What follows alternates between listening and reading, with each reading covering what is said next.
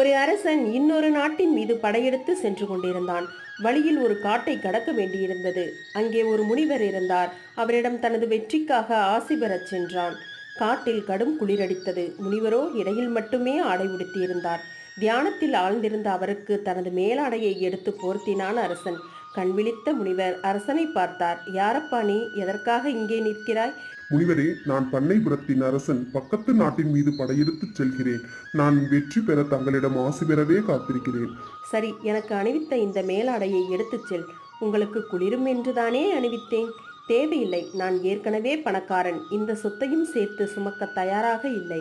என்னிடம் இதுபோல் பல சால்வைகள் உள்ளன. அதில் ஒன்றைத்தான் கொடுத்தேன். இதை ஏற்பதில் என்ன தயக்கம்? மகனே, உன்னிடம் ஏற்கனவே ஒரு நாடு இருக்கிறது. அது போதாதென்று இன்னொரு நாட்டையும் பிடிக்க சொல்கிறாய். அப்படியானால் உனக்கு தேவை இருக்கிறது. தேவை உடையவனே ஏழை. துறவியின் வார்த்தை புரிந்து அரசன் போரை கைவிட்டு நாடு திரும்பினான்.